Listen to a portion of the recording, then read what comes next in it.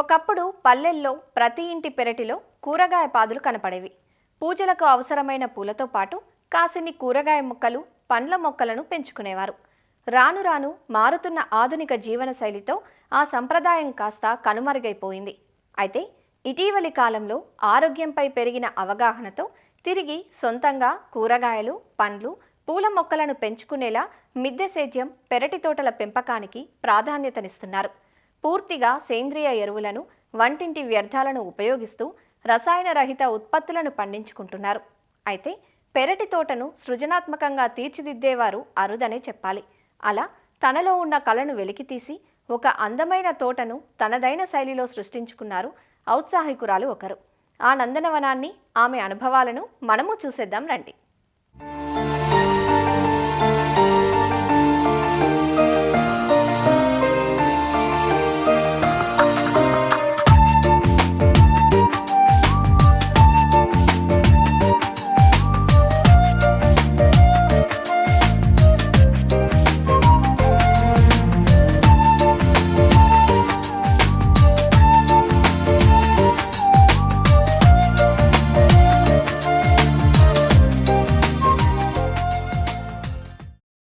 ఇంటి ముంగిట మొక్కల అందాన్ని ఆస్వాదిస్తున్న ఈమె సూర్యదేవర సుధాశ్రీ.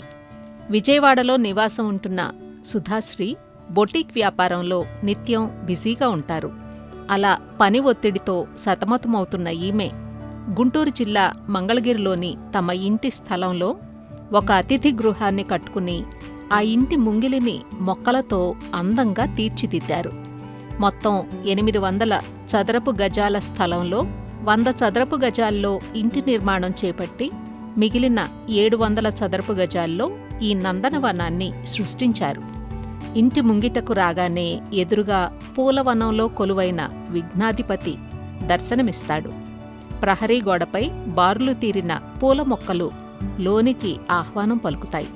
ఇక లోనికి అడుగుపెట్టగానే పలు వర్ణాల్లో కనిపించే పూల మొక్కలు మనసుకు ఆహ్లాదాన్ని పంచుతాయి. పలు రకాల కూరగాయలు, పండ్ల మొక్కలు, కొన్ని అరుదైన మొక్కలకు సైతం స్థానం కల్పించారు. పూల మొక్కల్లో మందారం, గులాబీ, లిల్లీ, చామంతి, మార్నింగ్ గ్లోరీ, బాల్సం, తామరపూలు, వాటర్ లిల్లీ, జినియాలతో పాటు లిసియాంథస్ వంటి అరుదైన పూల మొక్కలు కనువిందు చేస్తాయి. ఇక్కడ మొక్కల పెంపకానికి అవసరమైన సేంద్రియ ఎరువులను సొంతంగా తయారు చేసుకుని అందిస్తున్నారు. వారంలో 2-3 రోజులు ఇక్కడే తోట పనులు చేసుకుంటూ పని ఒత్తిడి నుంచి సేద తీరుతానంటున్న సుధాశ్రీ తన అనుభవాలను మనతో పంచుకుంటున్నారు. నేను బొటిక్ రన్ చేస్తూ ఉంటాను. ఖాళీ దొరికినప్పుడల్లా వచ్చి ఇక్కడ ఫామ్లో, ఇది మా పెరటి తోట అండి మంగళగిరిలో, ఇక్కడ ఇవన్నీ పూల మొక్కలు, పళ్ళ మొక్కలు, కూరగాయ మొక్కలు ఇవి పెంచుకుంటూ ఉంటాను. బొటిక్ అంటే కొంచెం స్ట్రెస్ఫుల్ బిజినెస్. సో ఇక్కడికి వస్తే ఆ స్ట్రెస్ అంతా నాకు రిలీఫ్ అయిపోతుందండి. ఇంట్లో ఏ పనులు చేయకపోయినా ఇక్కడికి వచ్చేసరికి అన్ని పనులు చేస్తానండి. ఆ ఎనర్జీ ఎక్కడి నుంచి వస్తుందో తెలదో, ఈ నేచర్ వల్లే ఈ ఎనర్జీ అంతా వస్తుందేమోనని నేను అనుకుంటాను. కొంచెం ప్లాన్డ్గా మనీ ఎంత తక్కువ ఖర్చులో మనం చేసుకుంటే వెళ్ళొచ్చో అలా చూస్తా. వేదాద్రి దగ్గర కృష్ణానదిలో సమ్మర్లో నది కొంచెం ఎండిపోతుంది కదా, అక్కడికి వెళ్ళి తీసుకొచ్చానమాట. సో అక్కడ ఉండే వాళ్ళందరూ వింతగా చూసారనమాట, ఇంకేంటి ఇలా తీసుకెళ్తుంది, రాళ్ళు ఎవరన్నా ఇలా ఏరికెళ్తారా అని. కానీ ఇక్కడ పెట్టిన తర్వాత అందరు చూసి చాలా బాగా మెచ్చుకుంటున్నారండి, ఐడియా బాగుందని. నూలుతో పెట్టడానికి వరలు ఉంటాయి కదా, సిమెంట్ వరలు, ఆ వరలు తీసుకొని వాటిలోనే 2-3 రకాల ఆకుకూరలు, ఖాళీ స్థలానికి చుట్టూ ఫెన్సింగ్ వేస్తారు కదా, ఆ ఫెన్సింగ్ ఉండే ఆ బిళ్ళలు తీసుకొచ్చి అది లాంగ్ రెక్టాంగిల్ షేప్లో వేసి దానిలో అంతర్ పంటగా అప్ అండ్ డౌన్ అనమాట పెద్ద బంతి మొక్కలు వేసాను. అది పెస్ట్ కంట్రోల్కి ఉపయోగపడతాయి. దానిలో అంతర్ పంటగా లోపల క్యాలీఫ్లవర్, క్యాబేజీ వేసాను.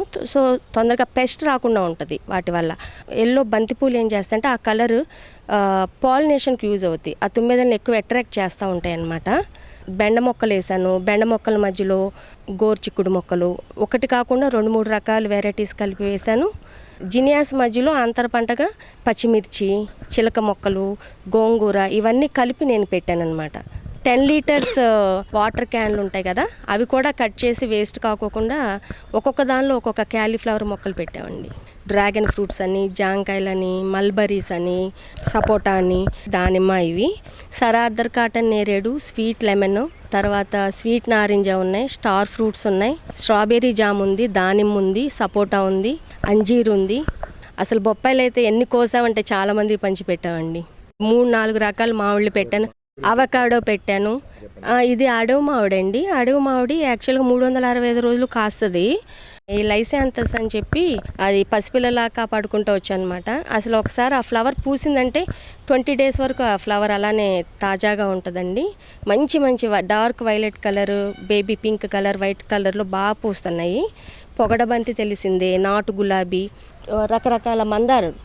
నేను టెర్రస్ గార్డెన్ వాళ్ళని చూసింది ఏంటంటే ఒక కుండీలో ఒక మొక్కే కాదు, ఒక కుండీలో 4-5 మొక్కలు కూడా పెట్టొచ్చు.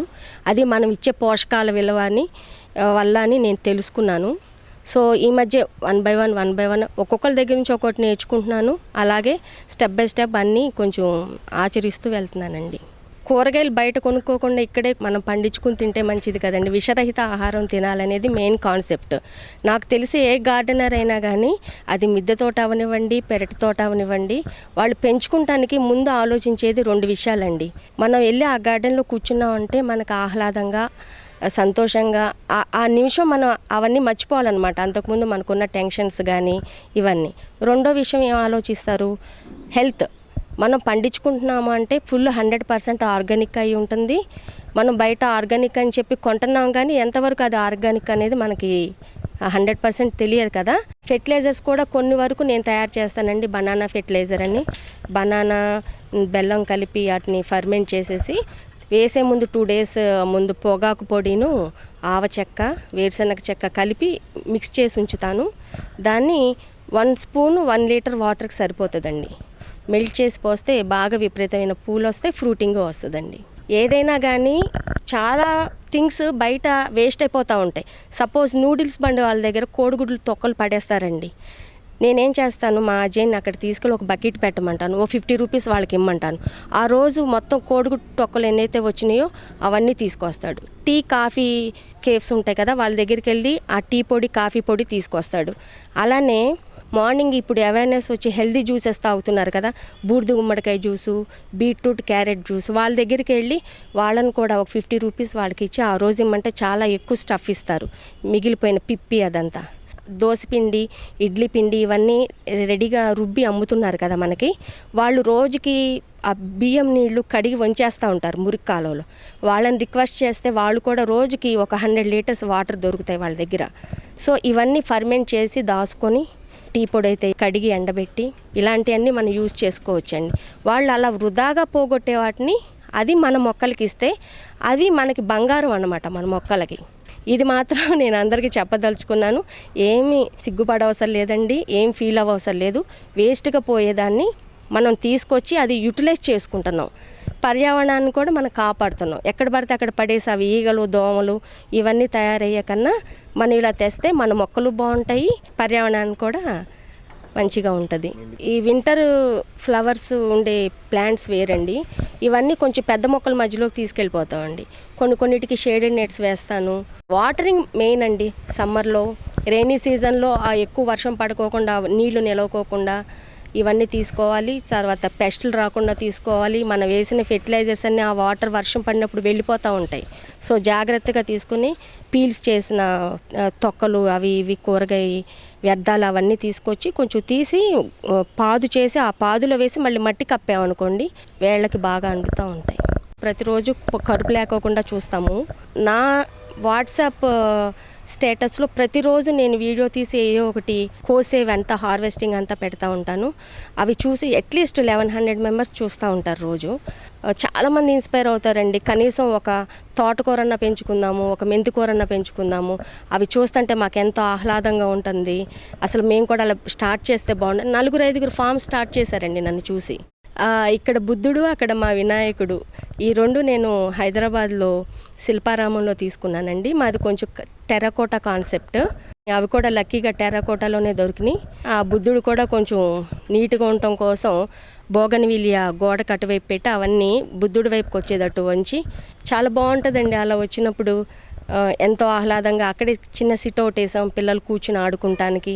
ఆ ఫ్లవర్స్ మధ్యలో తుమ్మెదలు, బటర్ఫ్లైస్ అలా ఎగురుతూ ఉంటే ఒక సిటీలో ఇలా పల్లెటూరు వాతావరణం లాగా పార్కులో ఉన్నట్టు ఆ ఫీల్ అనుభవిస్తే కానీ తెలవదండి. ఎక్స్ప్లెయిన్ చేసేదానికన్నా చాలా హ్యాపీగా ఉంటుందండి. చాలా స్ట్రెస్ రిలీఫ్ ఉంటుంది. చాలా ఎంజాయ్ చేస్తాం. నేను ఇవి తింటా ఈ ఎండలో తిరగటం వల్ల కూడా నా హెల్త్ చాలా బాగుపడిందండి. ఆ తోటలోకి వచ్చినప్పుడు అలా ప్లక్ చేసుకుని తింటాం, అది ఒక నిజంగా అదృష్టం అండి. అది అనుభవించే వాళ్ళకే తెలుస్తుంది. తర్వాత నేను బొటిక్లో ఎక్కువసేపు కూర్చునే ఉంటాను. ఇక్కడికి వస్తే అసలు కూర్చుంటానికే టైం ఉండదు. మొత్తం గార్డెన్ అంతా తిరుగుతా పనులు చేసుకుంటా తిరుగుతాం కాబట్టి మంచి వ్యాయామం కూడా అవుతుందండి.